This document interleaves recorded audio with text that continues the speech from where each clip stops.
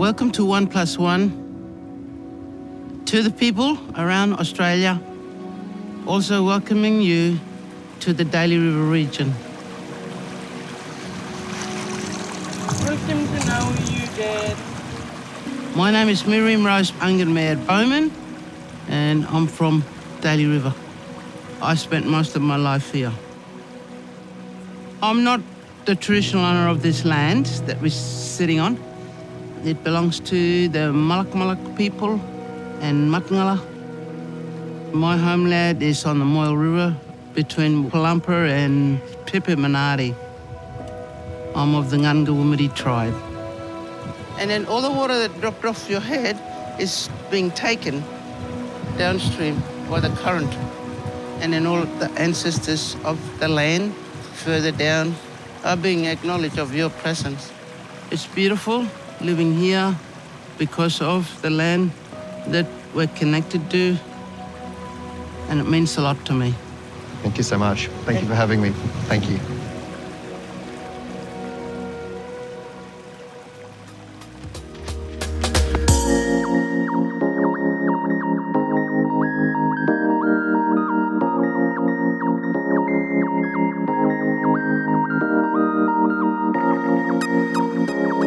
Miriam-Rose Ungunmerr Baumann, thank you for that welcome to this country and welcome to 1+1.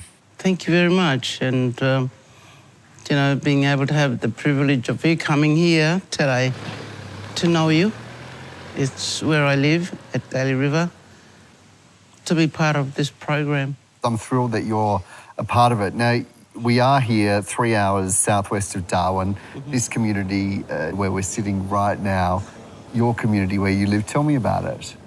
I was born and I grew up here on the banks of the Daly upstream on a farm. My dad passed away when I was about 4. And then his brother, who was a police tracker here at the police station at Daly River, said that he'd take the 2 oldest ones. So there's my sister was older than me and then myself, and left the smaller ones with my mum. In our way, as Aboriginal people, he's my other dad. I can just automatically call him Dad. Yeah, and tell me about that for Australians that aren't familiar with that.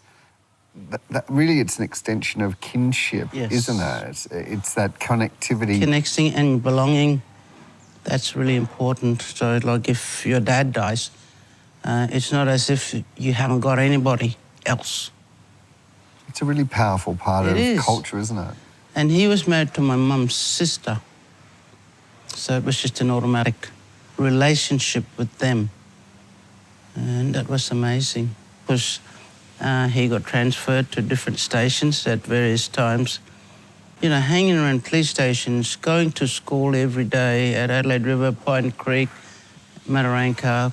I couldn't wag school. No, he was lovely. And the policeman supported my family and was enrolled in a school. And I'm glad that I had that opportunity. That then helped me as I went, when I grew older, working and connecting with Westerners. During this time, your sister Pilawak was taken, wasn't she? I wonder if you might share with us what happened to her. Oh, well, she was taken from here to Darwin and sent to Garden Point on the Tiwi Islands, and then down south in Adelaide. And as I was growing up, the missionaries said that she was adopted and was in Adelaide. And that's all we knew of where she was. The people that adopted her separated, I think, and left her. She was sent to another convent school, Cabra, in South Australia, Adelaide. And that's where she was educated, and the nuns were very good there and looked out for her. But as she got older, she knew Mum name, and she knew which community she came from.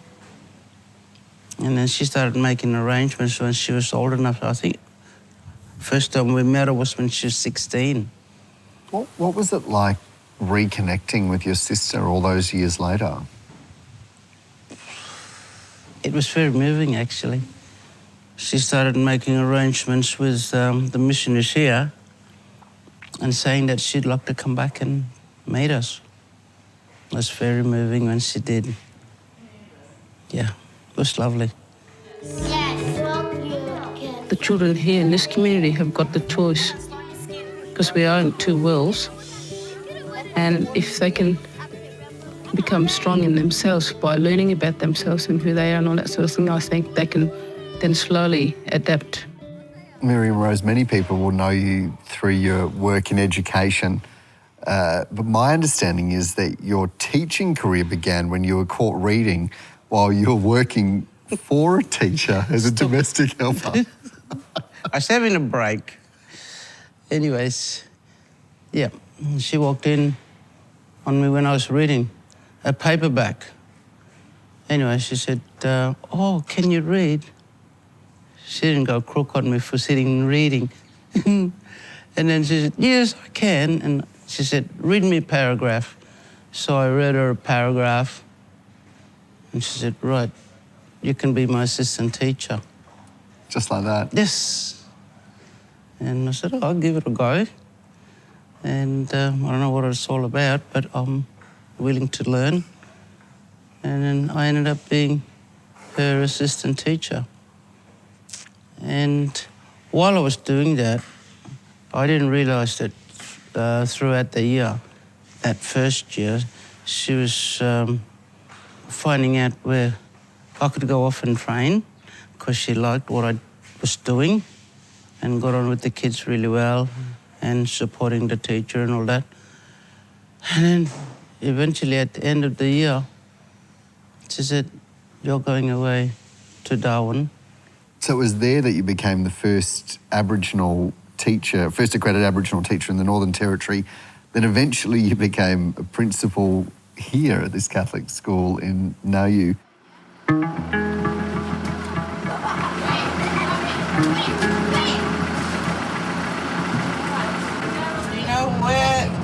What women tree is? That big tree. Yeah, we gotta get off there. I'll do cultural education here and arts, do a lot of painting with the kids and take them out on country to try and instill in them to be strong. From the beginning, you've really used art as a tool and a mechanism for education, haven't you? Yeah. Why has that been important?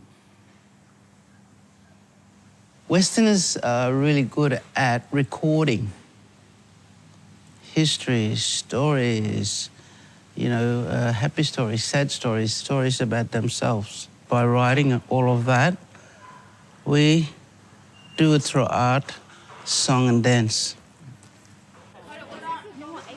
And that's how we record things.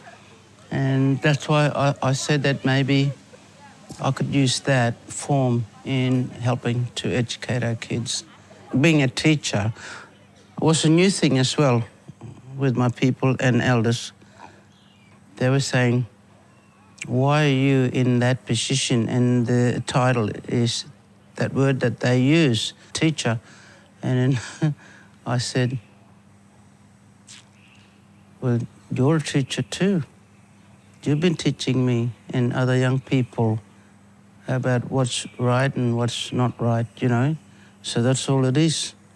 So I'm here to help our kids to continue to have a better understanding with some of the things that you've been telling us, as in who we are and how we should walk our journey and have better understanding of each other. And it's not just that, we've got to learn what schooling is about as well in the programs. Because learn to read and write and do the maths and so on, the health and the religion and all that sort of thing. And then, so what are you painting for, they'd say. And I said, it's passing on stories to the children and having a better understanding of the Dreamtime stories that you've been telling us. And that connection between art, culture and education, that was really what, I guess, underpinned the Miriam-Rose Foundation that you founded in 2013. At that point, what were you hoping to achieve with it? Sure, it was, first of all, to support young people in the community, like their journey through life, as in education and other things, you know, family. And I was hoeing and humming about it for a while, whether I should or not. And people got behind me and said, they kind of pushed me into it. No. And said, do it, we'll be here to support you, you know. You might better be. And anyway, but it was also for the fact that during that time, we lost 7 people, young ones, through suicide. Children? Yeah, young people. 22, 18, that sort of thing. And the last one was my nephew, my sister's kid. And I said, oh no, you know, this has got to stop because they're our future. He's the baby that met Pope John Paul in Alice. He's walking up to get onto the stage, and he went straight over to my sister, Louise, and picked up the baby, my nephew, and kissed him on the forehead or head, and the baby kissed him back. And what's so amazing about that is, and sad at the same time, because he took his life when he was about 22 through suicide. And at the funeral, I said how amazing for him to be held by Pope John Paul when he was a baby, because later on, Pope John Paul was canonized as a saint. And I said, wow, he's been held by a saint, you know what I mean? Yeah, that was amazing. That time when those 7 people died, that must have been incredibly tough for the community and for you and your family personally. How did you navigate through that? It was a sad time because those sort of things never happened in communities before. If anyone passed, it was through sickness or whatever, you know, or accident on the road or whatever. With having lost those young ones through suicide, it was brand new. We're still trying to, we were kind of still reeling about it and trying to have an understanding why all of this, and that sort of thing had never happened in communities before with my people.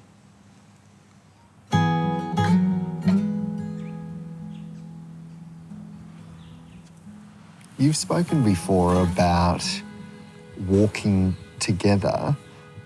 I wonder, how do you explain what that means to Australians, what walking together means, and how all Australians can walk with First Nations people? It was always repeated by the nuns that we had to walk in 2 worlds and try and get a better understanding of how Westerners live and function in their towns and cities. And we're saying it shouldn't be just one-way traffic. It should be that the Westerners come and learn about us as well. You know, we're able to speak their languages and understand what it's like to live in cities and towns. We've done as much as, well, I've done a lot in being able to understand Westerners. They've got to come and meet my people and understand them as well. Yeah, you've done a huge amount of work. I'll go around Australia and talk at conferences, and that's how I carry on. Nah, not truly. And it's where we get to hear your voice, and I guess the voice that you've given to your life, your experience and your perspective has also seen some pretty big spotlights shone on you, including the 2021 Australian of the Year, where you were announced as Senior Australian of the Year. Dr. Miriam-Rose Ungunmerr Baumann. That was the first time that I got to properly sit down with you. I did the first interview with you after that award. I wonder, how does that all fit when you were looking to retire? Whereas it seems to me things just keep getting busier and busier for you. It's hard, I suppose, for Westerners to understand. Westerners start thinking of retiring and giving up a lot of things that they did throughout their life journey in who they were and what they did, you know. And it's now time for them to have time out and spend a lot of time with their families and their children, grandkids, whatever. For us, Aboriginal people, that's when our work starts. When it comes to continuously working with our young people. Now that I'm a Senior Australian of the Year, I'm told I will have a lot more work to do. So, Mr. Morrison, our Prime Minister, help me. What was that year like when you were named Senior Australian of the Year? Saying what was all that about? Because I think it was pretty busy for you, wasn't it? It was, but look, the year after that, I'll tell you, I was hardly at home. I was here, there and everywhere. Walking and talking with different organisations, whether it's education, health, government. That year led you to being one of the 10 everyday Australians to attend the Queen's funeral. How did you feel about that experience at the time, and I guess what's it meant since? I mean, I shouldn't laugh about, going to the funeral for the Queen, but what I'm kind of laughing is, I'm not the only black fella here. You know, they should ask him somebody else. There's biggest mobs of us here in Australia. Why me? Is that what it felt like? Was it a bit like that, why me? Yeah. But I thought about it a bit, and I said to my husband, Ken, I've decided after a day, thinking about it, and I said, I'm going.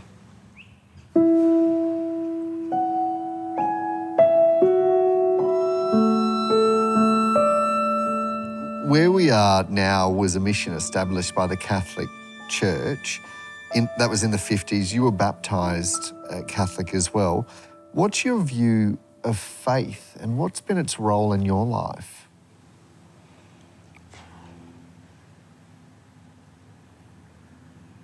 I suppose it was the support of your family in wanting for me to be a baptised Catholic. In that time, I think I was about 10, 12, yeah. And it just helped me to be, I suppose, strong in what I believed in. It's not just the Catholic ethos, but other things that you've done as a person in life. And being an example to others around you. And because I know that you're going to tell the young ones today, hey, behave or walk on the straight and narrow. Who are you to tell me?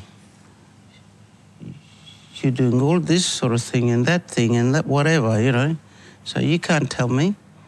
I'm not going to listen to you, sort of thing. So you have to make sure that you're good and proper. And I suppose being a teacher helped a lot as well.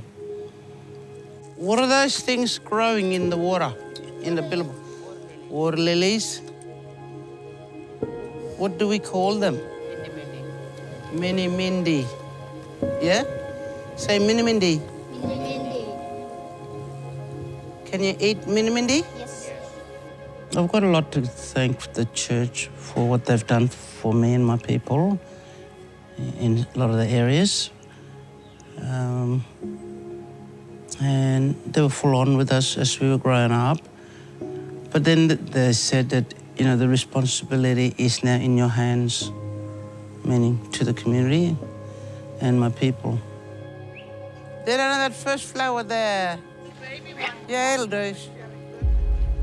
And bring with that flower. We found God in nature, okay? And without us understanding nature, my people wouldn't be here right now because they had to understand the different seasons so we can go and collect taka, you know, and live.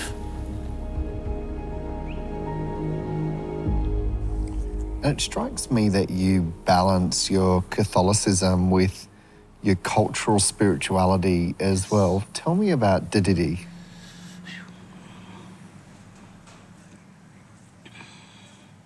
Dadidi is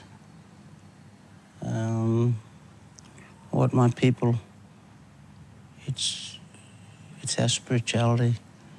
And I wanted to write about it. One priest pulled me up when I was younger and said, hey, do you know that your people have this spirituality amongst your people, you know, have this? And I said, no, only because I didn't know what he was talking about. And then sit down and I'll explain. And he was working very closely with an anthropologist, Dr. William Stanner. And he worked with the people around this region and some of the missionaries. And so he spoke to me about it and I got a better understanding, and he said, I can sit down with you and help you put what it is that I'm talking to you about. And that was the 2.5 pages that we've got in writing now. In what Dadidi is deep listening, silent, still awareness. And it's in relation to appreciating nature. Do you think that we do that enough? We do the practice of Dadidi where we stop and really deeply listen. And what do you think we could all gain from that? It helps your spirit to be fulfilled because you're being smothered by things that you do day in and day out. You know, when people come up and I sit with them on country around here, sometimes when I say, you got to slow down, let's go and sit by the riverbank and watch the flow of the river and listen to the sounds of the bird.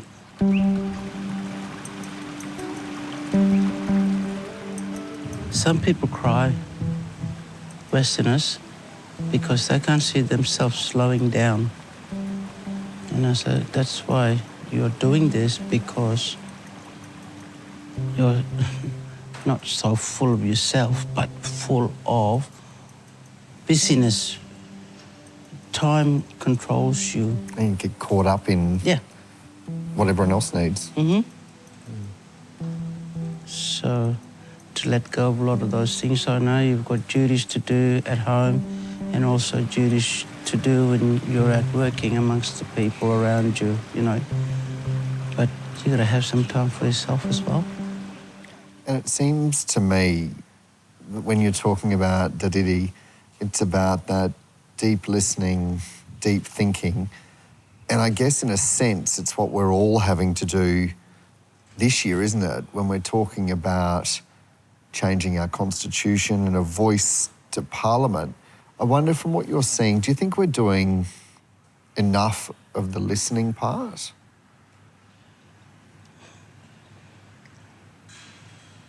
No, not really, because, you know, with what you asked me earlier on, with what do I mean by walking together, there's not enough of it going on in people being able to understand us more.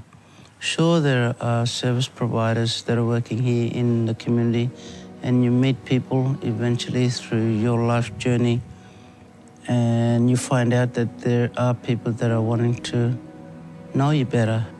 There's still supposed to be more of that happening, like understanding each other better. Yeah. As I've been travelling around parts of Australia, yarning with people of all walks of life, I'm hearing all different perspectives on the voice to Parliament. Some saying yes, some saying no, some maybe, some saying they don't have enough information or want to know more. Have you come to a position on the voice to Parliament yet? No, there's not enough information coming out to our places. To here, to your country? Not only here, in other communities as well, in the remote areas. There should be more talking and having our mob have a better understanding of what this is all about and where it's going to take us. And you know yourself, there's a lot of issues in communities and towns and cities, not just in the territory, everywhere else. With our mob, there's not enough being done for our people and for our young people. And with the voice, I wouldn't know what they're talking about properly because there's not enough information what it's about coming out to our mob. One of the important aspects of deep listening is the who, the person that we're actually listening to. What does it mean to you to be an elder?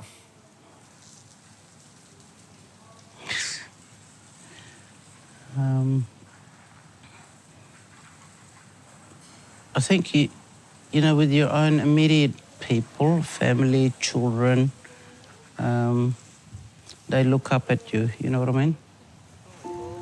Like the ones that we had by the river today, and they have that respect and feeling that they should listen and take on board in what I've been talking to them about. You've talked about passing on knowledge and how you feel at this age is where the work really gets going or really kicks off. It never stops, yeah. Where do you reckon you're at in your journey as an elder?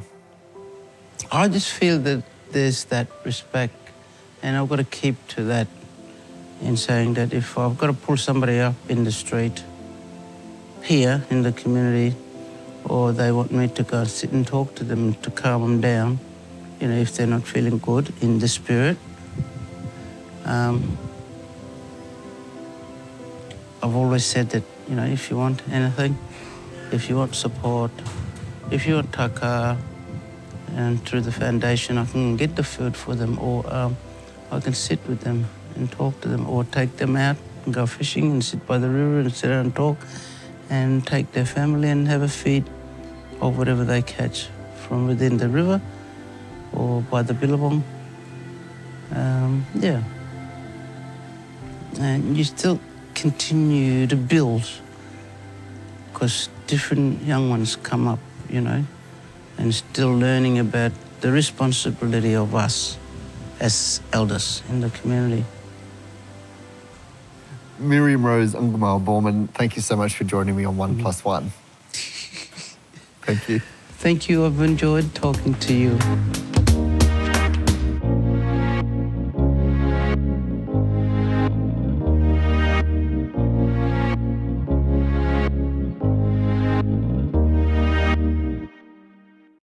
If you require further information or support on issues raised in this program, please contact one of these services.